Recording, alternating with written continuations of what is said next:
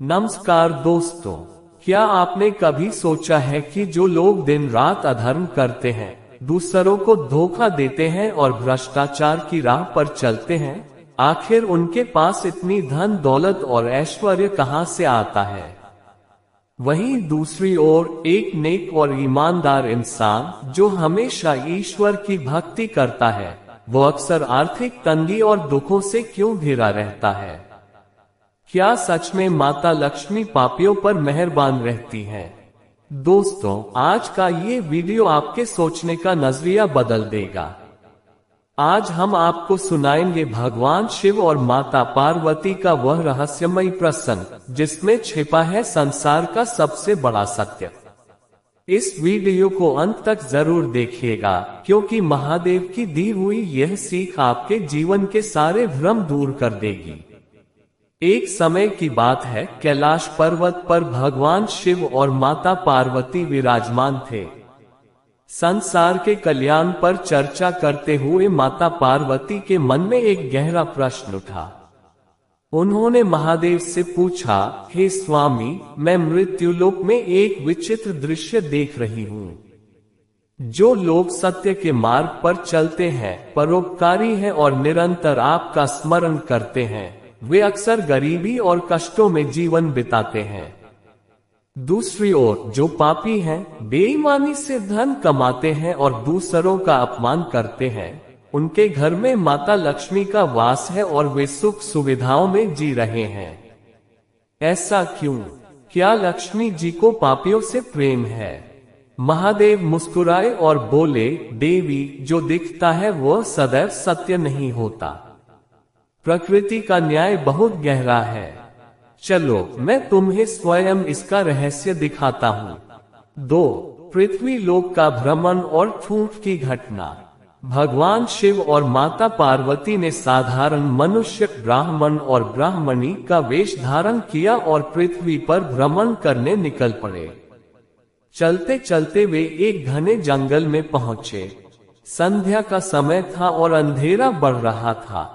अचानक रास्ते में एक पुराना सूखा हुआ लकड़ी का ठूंठ, पेड़ की जड़ का हिस्सा, जमीन से थोड़ा ऊपर निकला हुआ था।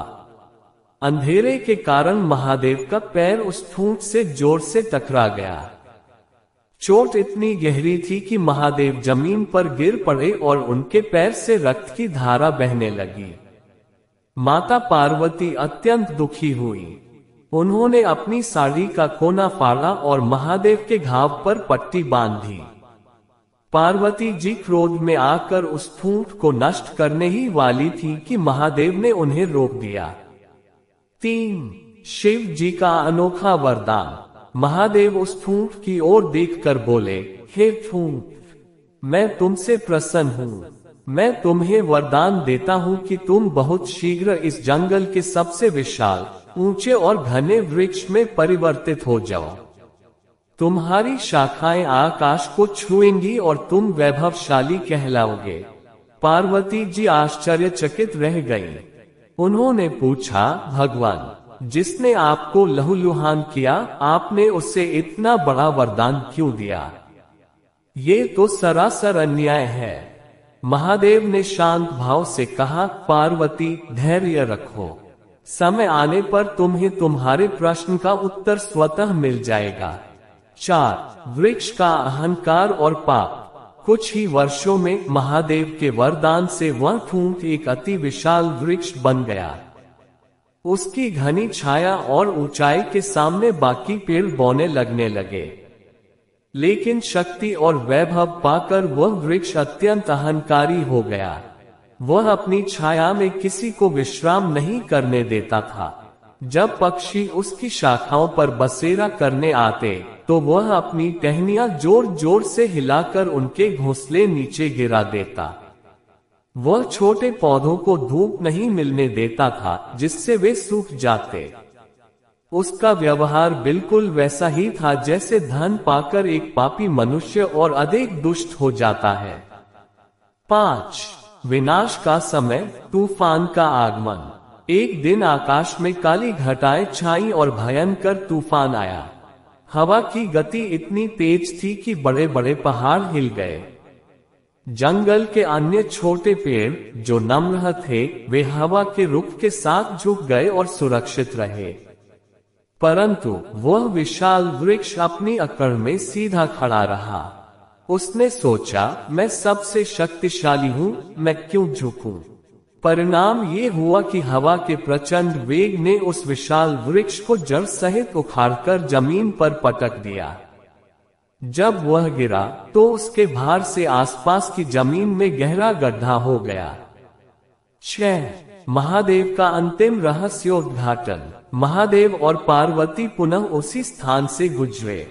गिरे हुए विशाल वृक्ष को देखकर पार्वती जी ने पूछा, प्रभु यह क्या हुआ?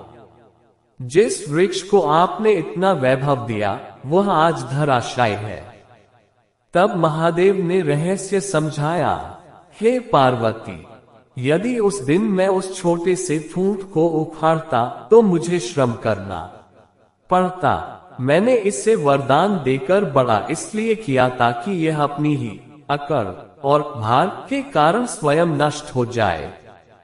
पापी लोगों के साथ भी यही होता है। लक्ष्मी जी उनके पास इसलिए भेजी जाती है ताकि उनका अहंकार अपनी चरम सीमा पर पहुंच जाए। जब पापी का पाप का घड़ा भर जाता है और उसका अहंकार उस वृक्ष की तरह विशाल हो जाता है तो कुदरत का एक ही झोंका उसे समूल जड़ सहित नष्ट कर देता है। उसे उखाड़ने के लिए मुझे हाथ लगाने की आवश्यकता नहीं पड़ती, उसका अपना भार ही उसे ले डूबता है। जीवन की सीख। महादेव ने अंत में कहा, देवी लक्ष्मी का होना सुखी होने का प्रमाण नहीं है। सज्जन व्यक्ति झुकना जानते हैं, इसलिए वे हर तूफान में बच जाते हैं, जबकि अभिमानी व्यक्ति जितना ऊंचा उठता है उसके गिरने की गूंज उतनी ही भयानक होती है। तो दोस्तों, इस कथा से हमें ये समझ आता है कि किसी पापी की ऊंची उड़ान देखकर कभी विचलित नहीं होना चाहिए। याद रखिए, जब चींटी के मरने के दिन आते हैं तभी उसके पंख निकलते हैं। ठीक उसी तरह एक अधर्मी इंसान का धन और उसका अहंकार ही अंत में उसके सर्वनाश का कारण बनता है। कुदरत का न्याय कभी कभी देर से मिलता है, पर मिलता जरूर है। महादेव ने हमें सिखाया है कि विनम्रता ही वह शक्ति है जो हमें हर तूफान में बचाए रखती है, जबकि अहंकार वह बोझ है जो इंसान को खुद ही ले डूबता है। दोस्तों, आपको महादेव की यह सीख कैसी लगी? क्या आप भी मानते हैं कि अधर्म का महल एक दिन रेत की तरह ढह जाता है? हमें कमेंट बॉक्स में हर हर महादेव लिखकर जरूर बताएं। अगर आपको यह वीडियो ज्ञानवर्धक लगा हो तो इसे लाइक करें और अपने प्रियजनों के साथ शेयर करें ताकि वे भी इस सत्य को जान सकें। ऐसी ही और धार्मिक और प्रेरणादायक कथाओं के लिए हमारे चैनल को सब्सक्राइब करना न भूलें। मिलते हैं अगली वीडियो में, तब तक के लिए धन्यवाद। जय श्री कृष्णा।